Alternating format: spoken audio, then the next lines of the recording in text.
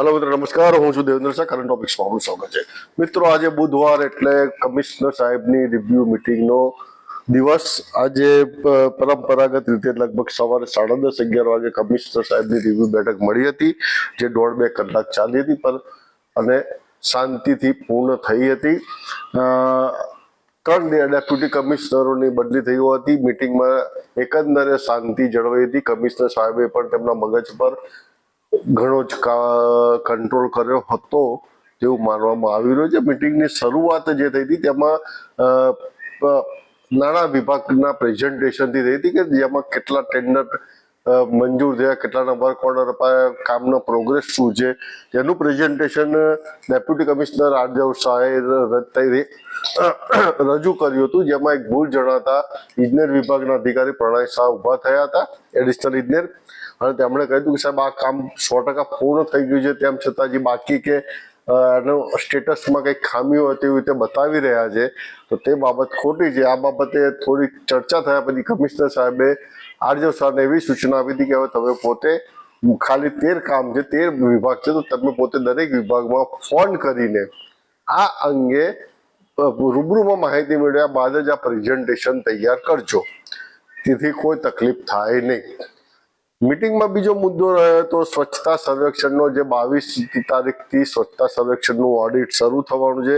Commissioner સાહેબે આ મામલે તમામ ડેપ્યુટી કમિશનરોને, તમામ અધિકારીઓને તૈયાર રહેવા તાકીદ કરી હતી. સાથે સાથે તેના પ્રચાર પ્રસાર માટે FM પર કે શું તૈયારી કરી છે તેમ પૂછતા સોલિડ વેસ્ટ વિભાગના ડાયરેક્ટરે જણાવ્યું હતું કે 4 જિંગલ્સ તૈયાર થઈ ગઈ છે અને તેને FM પર આપવાની છે, એટલે તેનો પણ પ્રચાર પ્રસાર થઈ જશે. આ ઉપરાંત બ્રાન્ડ એમ્બેસેડર જે નિયુક્ત કર્યા છે તેનો મેક્સિમમ ઉપયોગ કરવા કમિશનરે કહ્યું હતું. સાથે સાથે એવું પણ કહ્યું હતું કે તમે લોકો આટલા સારા કામ કરો છો તો પછી તેનો થોડો પોઝિટિવ રીતે લો અને તેને પબ્લિસિટી આપો, જેથી પ્રજા સુધી પણ આ કામ પહોંચી શકે અને લોકોને જાણ થાય કે આપણા વિભાગ દ્વારા શું કામ કરવામાં આવી રહ્યા છે.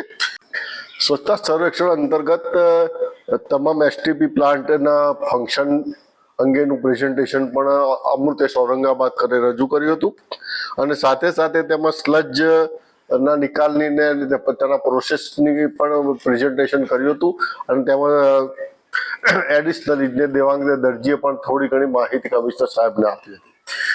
ગયા સપ્તાહમાં જે ચર્ચા થઈ હતી HPV વેક્સિનની, તે બાબતે આ વખતે પણ ચાલી હતી. દક્ષિણ ઝોનના ડેપ્યુટી કમિશનર કે જેઓ હેલ્થ વિભાગનો હવાલો પણ સંભાળે છે, તેમણે એમ કહ્યું કે સાહેબ અમારા ત્યાં ગઈ વખતે કરતા પરફોર્મન્સ સુધરી ગયું છે અને હજી પણ અમે આની સ્પેશિયલ ડ્રાઈવ કરવાના છે શુક્રવારે.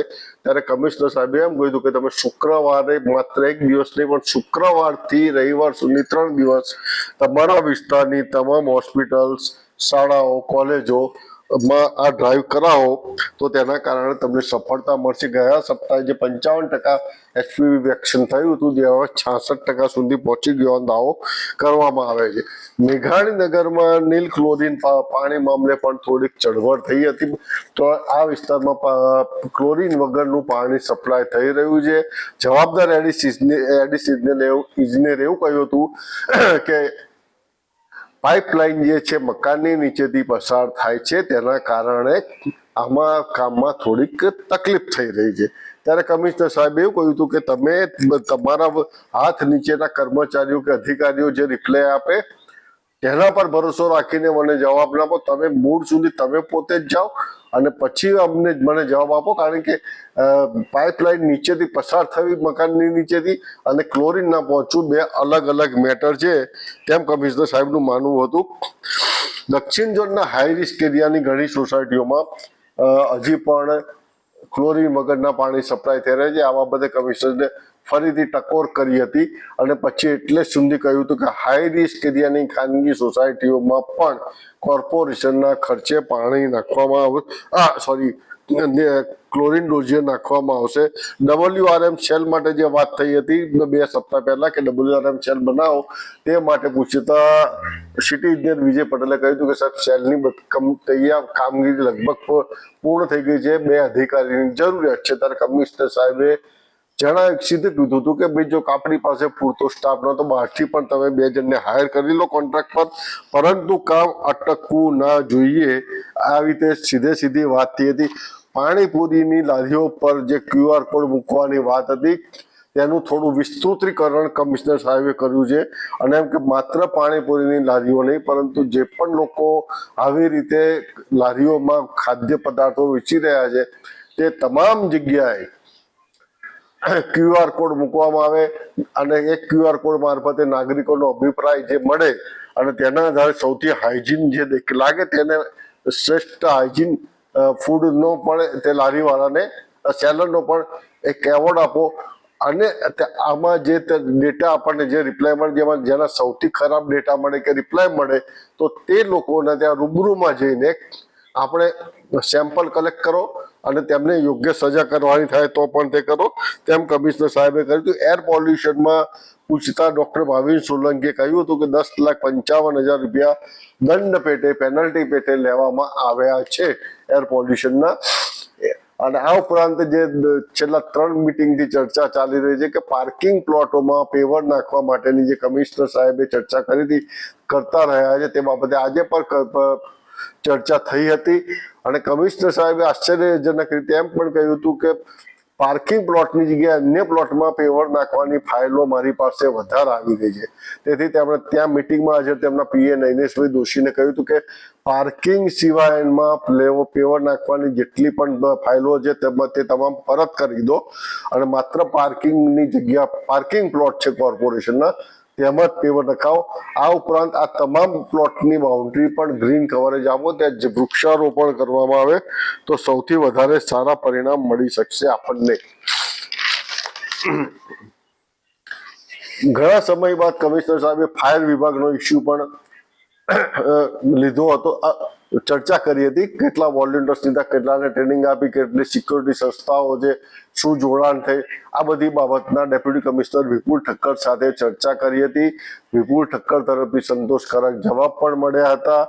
તેથી આ બાબતે વધારે કામ કરવા અને જે પણ કામ કરો સારું કામ કરો તેની સતત જાહેરાત કરો તેવો નવો કન્સેપ્ટ કમિશનર સાહેબે આજે અધિકારીઓને આપ્યો છે. જર્જરિત મકાનો માટેનો એ જ પરિધિ છે કે જે લોકો જર્જરિત મકાન માટે ના પાડે ત્યાં રીડેવલપ માટે તો તે લોકોના નળ ગટર કાપી કાઢો તેમ કમિશનરે કહ્યું છે. શહેરના વધુ ટ્રાફિક વાળા 79 વિસ્તાર પોઈન્ટ્સ જંકશન આઈડેન્ટિફાઈ કરવામાં આવ્યા છે કે જ્યાં લોકો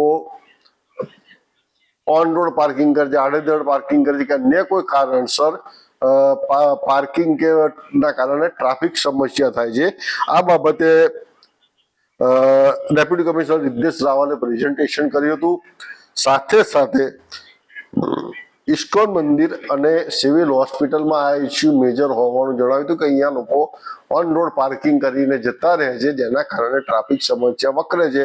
કમિશનર સાહેબે એવું કહ્યું હતું કે આ સંસ્થાઓને એક તો લેટર લખી દો કે તેની વ્યવસ્થા કરે અને બીજું કે આ નાગરિકો જો ના બને આ બાબતથી તો તેમના વાહન તે લોકોને પણ કડક પેનલ્ટી કરી લો અને ટ્રાફિક કમિશનર જે છે ડેપ્યુટી તેમની સાથે ચર્ચા કરી અને આ અંગે આગળ કાર્યવાહી કરો તે રીતે કહ્યું હતું. અંતે વિષય રહ્યો હતો 5 મિલિયન ટ્રીઝનો. 5 મિલિયન ટ્રીઝ માટે શું તૈયારી થઈ રહી છે, ક્યાં કેટલા રૂપિયા લગાવવાના છે કે શું છે તે બાબતે ચર્ચા ચાલી હતી તથા જે તે વિભાગના અધિકારીઓને સોંપવામાં આવ્યું હતું કે તમારા વિભાગમાં આવતી જગ્યાઓ ઓફિસો કે જે બી આવે છે ત્યાં કેટલા રૂપિયા લગાવશો તેનું ટાર્ગેટ તમે લોકો તમારી રીતે તૈયાર કરીને મોકલાવી આપશો.